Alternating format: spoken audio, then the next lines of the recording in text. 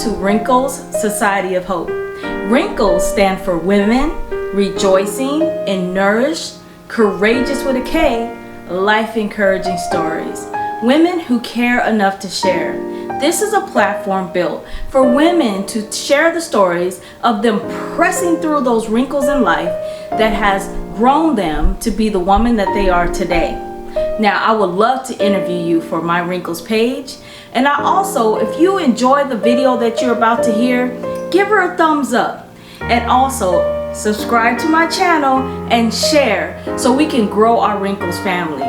My name is Summer, and I hope to get to meet you soon and do an interview with you. I can't wait to hear from you all. You have a great day.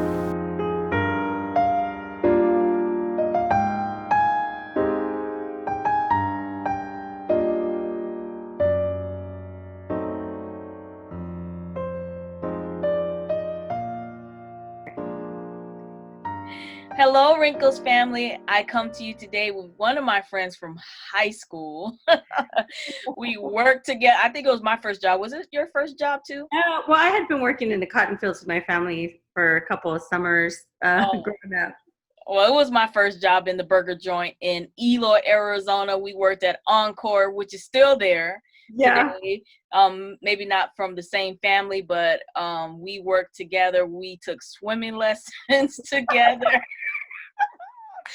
Yeah, I was the funniest one at swimming lessons. I did not do well at swimming lessons. So I wanted to bring to you my friend.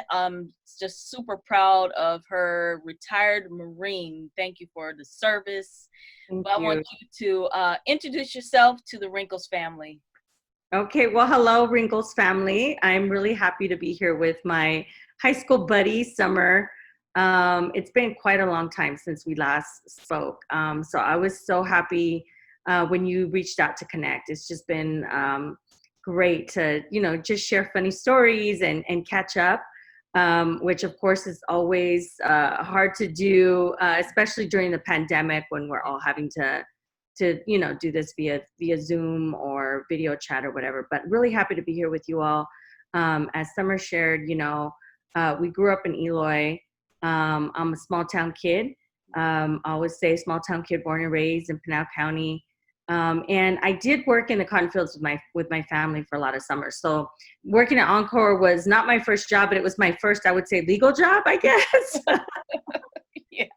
Because I had already been doing that for many years, many summers in the cotton fields with my family.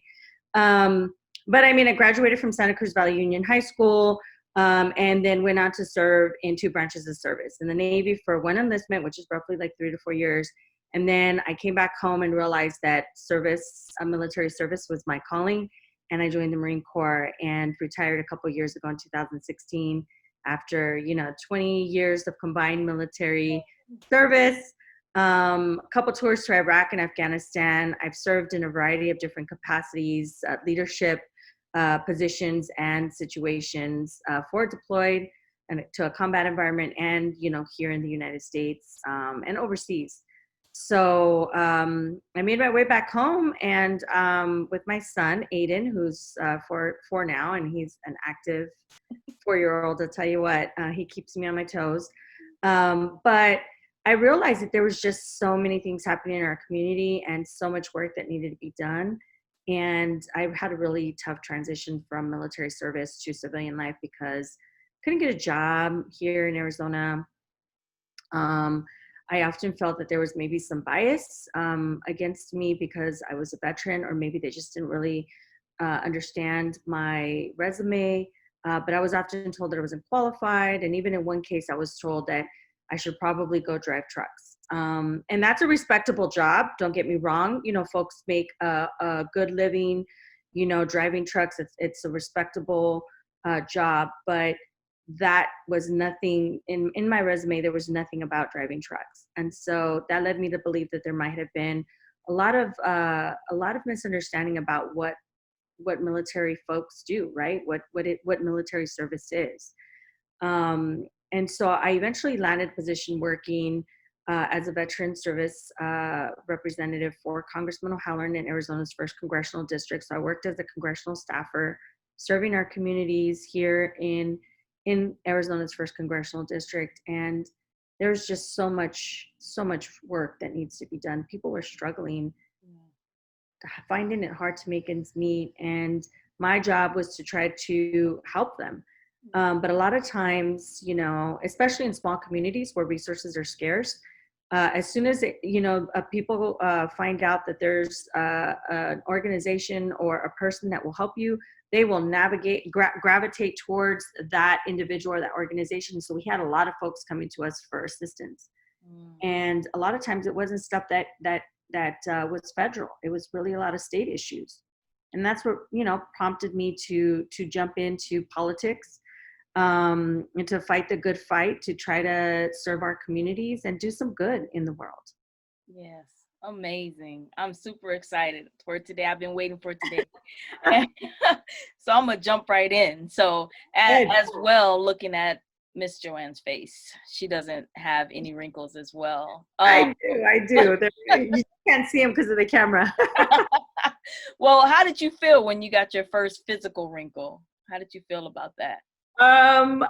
Honestly, I've tried to live a life that would allow me to stay in as best shape as possible. After the military, it was really tough to stay in good shape, and then definitely after having a child. So I have gray hair and wrinkles, and every day I'm like, wow, like this is life happening, right? I'm changing, I'm maturing. But I think it was just kind of a moment of reflection on everything that I had actually been through, everything that I had overcome. And I think oftentimes we don't ever pause to do that, Yeah. So many things that we don't give ourselves a pat on the back. And right, we just keep pushing forward because that's the work that needs to be done, to make sure that we make it through the day, or to be there for our families or our kids. And so it was just a moment of reflection, I guess. And every time I see another gray hair, it's like, wow, like, yeah, I'm like I must be really doing a lot of work because I'm getting a lot of gray hairs. It's like, oh yeah, I'm working hard today. Yeah. I love that though, moment of reflection, because every moment that we go through, it is a reflection of where we've been, so I love that. I'll have to steal that one. Abby, go ahead. So as you reflect and you're going through life, what is one emotional wrinkle that you would like to share that you had to really press through, to become this strong JoAnna that you are today? I wish I could say there was just one. When I share my story with folks, and throughout my life, when I've shared, the things that I've been through growing up as a kid and living in poverty in a community that was very impoverished, being the kid that was on free lunch at school, or, living in Section 8 housing, or on food stamps, or you name it, any number of the government assistance programs. And then, making my way into military service. And then there being challenges there, especially with women, serving. And that was a lot, back in the day, there was a lot of challenges there. I wish I could say there was just one that, I had to push through, but it just seems like my life has really been about overcoming challenges. And I think that that's what's called life, right? That we often go through these challenges, and there's really not one that is just a defining moment for us. It's just maybe like a collection of all of these things that we have been through that kind of toughen us up, make us more resilient, to keep pushing forward. And I think for me, it was always about trying to be there for my sister, who had her own challenges. And, I know you remember my sister, Rosie, and really trying to be a pillar of strength for her. And then trying to be the example of like, look, we can do this. Yes, we had this huge obstacle in front of us, or this trauma, right? But we can overcome these things, and we can do it together. And that's really how I've gotten through life, is through faith, through belief that that there is a greater purpose for all of us, and that the things that we go through in life prepare us for our mission here on earth, whatever that may be. And really just, having people around me that have always tried to support me and lift me up, even in my darkest days. Amazing. What would you tell young JoAnna working at, Encore, taking those swimming lessons and making that decision, back then to join the Navy? I remember that because I was actually sitting at the table thinking I was going to join myself. And what would you tell yourself, or even what would you tell young Rosie as well? That from what you know now, what would you give advice to your younger self? What would that be? I think it would be to be gentle with yourself. Be forgiving of yourself and your mistakes. I've throughout my life have been really hard on myself for some of the failures that I've had in life. But it's also those failures that have made me who I am and have made me more resilient, to have this invincible spirit that no matter what happens, we have to keep pushing forward. And without failure, you can't have success. They're really those moments of growth, trial by fire is what we say sometimes in the military. And so just to be gentle and forgiving, and that everything is going to be okay. Because I think there was a lot of moments in life where I was, asking myself, like, oh my gosh, am I going to make it through this? Like, this is insane. And then you make it through, and and then you look back and you're like, wow, that was tough, but I made it. Yeah. I made it through. And that's right. Can I ask just a question kind of off the Wrinkles format? Because I mean, back then there was less women in the military. I remember, I mean, we look good for our age, but that was a long time ago. Right. 20 some years ago, right? That we were, you made that decision. I remember that decision like yesterday when you made that decision to go. And I remember getting a picture you sent me in the mail. You were all in uniform, and I was like, dang, she did it. I'm so like super proud. But being a woman in such a male dominant, career choice, how did you get through that? Like particular moments at the beginning of your military career? How did you handle that? I think you have to become very adaptable, very flexible, and you have to be resilient. Because a lot of times as women, we're not always valued in organizations that are predominantly male, right? Our I guess the qualities that we bring, the skills that we bring to the table aren't always valued. And so just really having thick skin, and you don't get it overnight. You constantly are getting tested, and you have to push through those times of I guess of trial, right? Like where they're just basically testing you and your ability to do stuff. And of course the military is very physical. But it's also very tough on you spiritually and mentally. And so you constantly have to do work on all those levels, right? On the physical, mental, and spiritual level, to make sure that that you're prepared for what's going to come at you next. And so I think for me, again, my faith has been a big part of my life. Believing that there's a reason, and that there's good in this world, and that there's a lesson to be learned here, and what am I taking from this, has allowed me to get through those tough times. But I'll tell you, there was sometimes tears, sometimes there was anger, frustration, just sometimes that you wanted to give up, but knowing that you couldn't, because if you did, that could impact the generations that were to follow you. And so you really had to continue to push forward, not just because you needed to for you, but for those that were going to come after you. Awesome. Amazing. That's why you're amazing. So the last wrinkle question today is, you got a t-shirt printed today, and it is a representation of who you are. So either a word or phrase is printed across that shirt. What would that be, or what would it say? Resilient. Mm, wow. Resilient. You know, I always used to say that that kids that grow up in the desert in the hot Arizona sun, you know, are resilient. Yeah. We have a lot of challenges in Arizona, not only because of the weather, but the terrain itself. And then a lot of us, you know, grow up in communities that are struggling, Yeah. right? And so you have to be resilient. You got to find a way to survive, Mhm. whether it's, you know, making that walk to and from school in 100-degree plus weather because your family doesn't have a car, Yeah. and you know, figuring it out. And so I think for me it would be resilient. Awesome. Love it. Love it.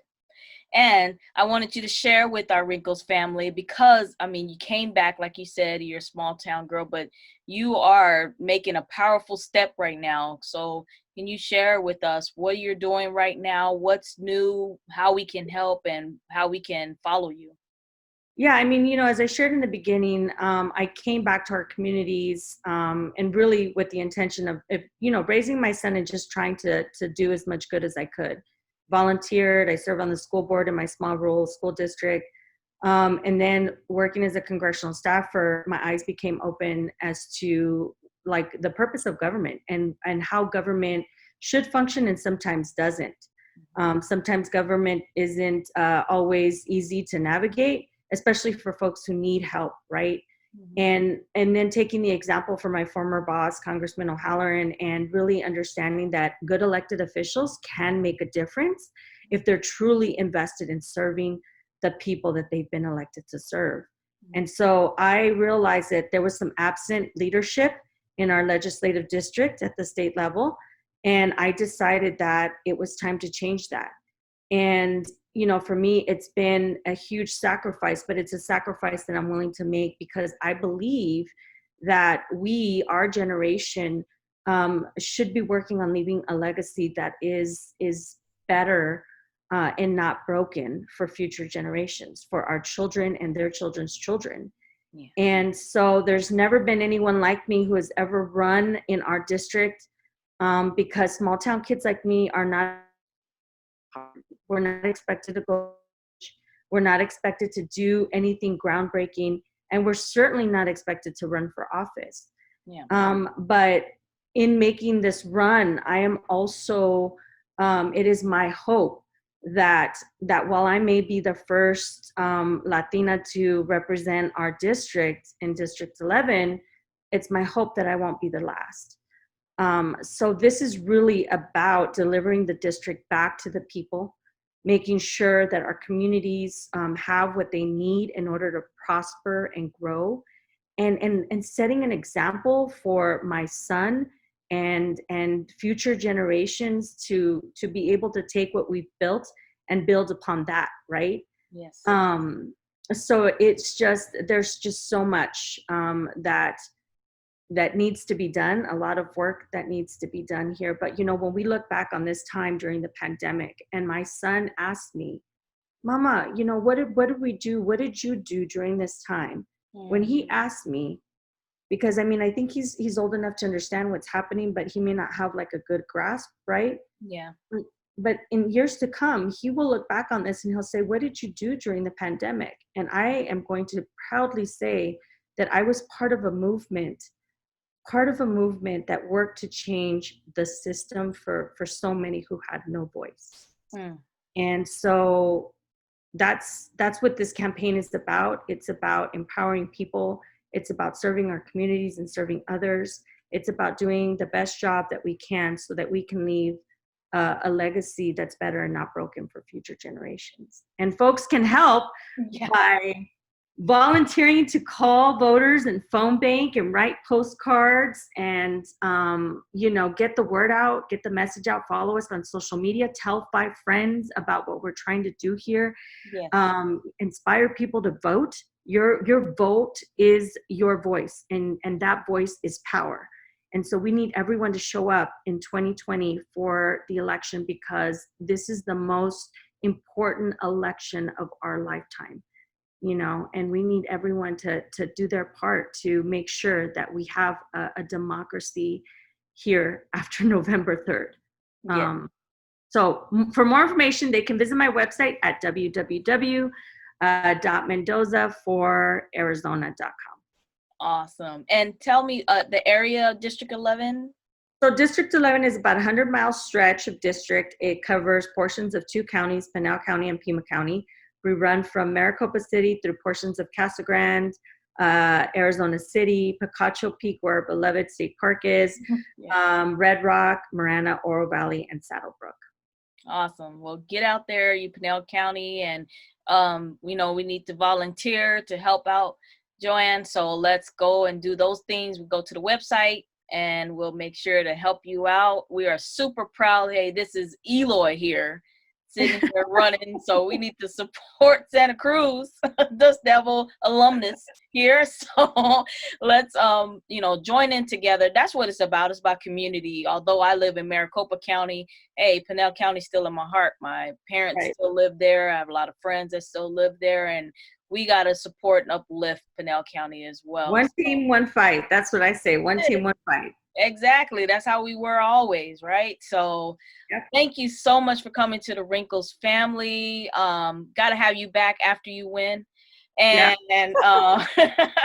just love that you are doing what you're doing and that you came back. And again, I'm a big, you know, I'm a social worker, so I'm all for veterans, and I just commend you so much on your service. I didn't even realize, because I know you went to the Navy, and then when I saw retired Marine, that you did so many years in the service, and we thank you for that, for protecting our country. So thank you, Wrinkles family. We love you. We'll see you soon, Miss Mendoza. Thank you. Bye.